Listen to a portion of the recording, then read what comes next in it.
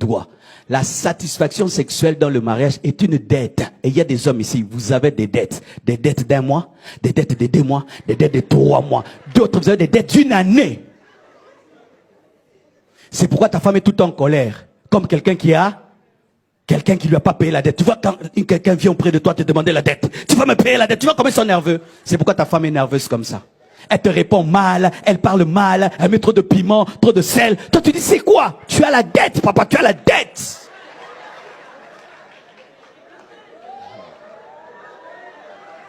Donnez-moi la main. Souvent, nous, les hommes, nous parlons. Comment ça? Mais les femmes, surtout en Afrique, en Europe, elles parlent. Mais en Afrique, surtout à l'église, une femme insatisfaite a peur de dire à son mari, je ne suis pas satisfaite. Et beaucoup meurent dans leur cœur. Et beaucoup même feignent l'orgasme, font semblant de connaître l'orgasme. Et quand le mari lui dit, c'était comment? Ah, c'était bien. Mais dans ce cas,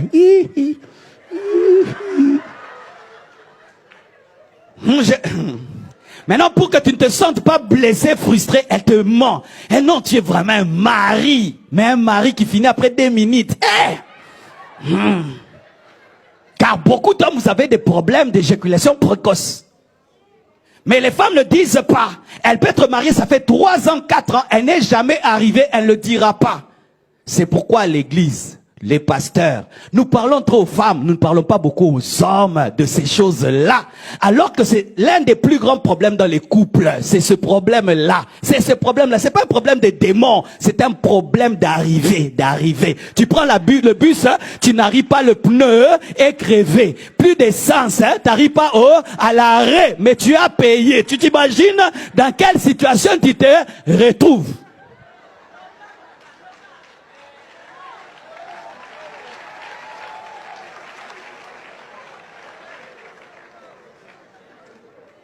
C'est pourquoi un homme doit bien manger. Papa, il faut manger. Et bien manger. Et savoir quoi manger. Et il faut faire du sport. Et si tu as un problème dans ce domaine-là, aie l'humilité de voir un autre homme lui dire tu fais comment. Et voir même des médecins. Et vous les garçons, chaste, converti à l'âge de 10 ans, marié à l'âge de 30 ans,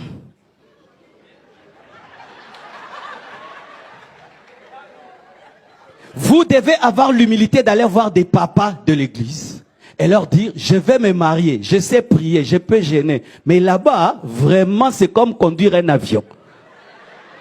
Et on t'enseigne. Mais le problème, nous avons tellement de honte dans ce niveau-là. Et nous bénissons beaucoup de mariages ici. Mais ces jeunes ne reviennent pas nous dire, surtout les filles, ne reviennent pas nous dire ce qui s'est passé ce jour-là. Elles ne reviennent pas. Et on leur téléphone. C'était comment? C'était bien. Mais dans le cœur, une est venue me dire, pasteur, j'attendais, mais j'ai même pas décollé.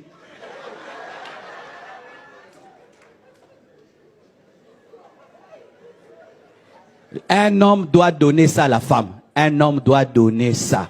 Si tu ne donnes pas ça, tu as une dette. Plus qu'une dette d'1 million de dollars.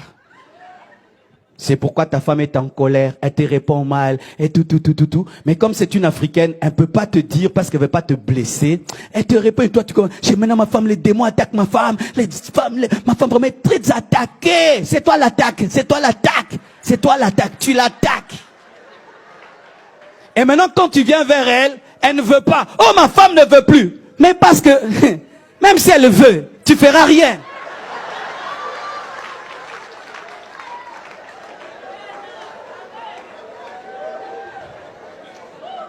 Alléluia les papas.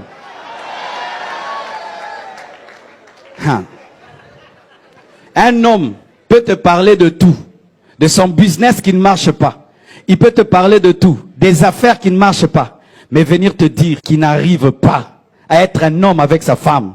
Ah, les hommes ne le font pas. Et les hommes dans leur orgueil, ils meurent en secret. Ils meurent en secret. Et s'il est un homme de prière, il fait des jeûnes de 40 jours, de 20 jours. Il fuit la femme dans la prière. Tu penses que c'est la prière? Non, il fuit ses responsabilités. Il va mourir jusqu'à ce que la femme dirait un jour la vérité. Ça fait 15 ans qu'il n'y a rien eu. Oh, je suis pasteur, ça fait 21 ans. Je sais ce que je dis. Je sais ce que je touche.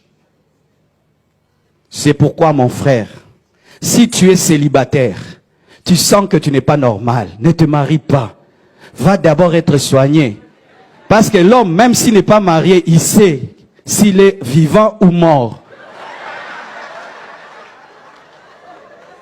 Comme nous, en Christ, il n'y a pas dans les fiançailles, on ne vérifie pas. Les païens vérifient. Amen. Hein? Une fille païenne va vérifier. Mais nos sœurs en Christ ne peuvent pas vérifier. Et beaucoup d'hommes dans l'église, vous savez que vous êtes impuissants, mais vous vous mariez quand même. C'est de la méchanceté. Et vous comptez sur la virginité de la fille.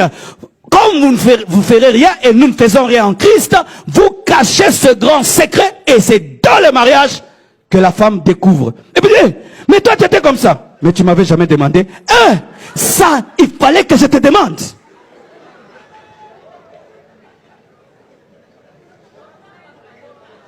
Non, c'est la vie de prière qui m'a paralysé.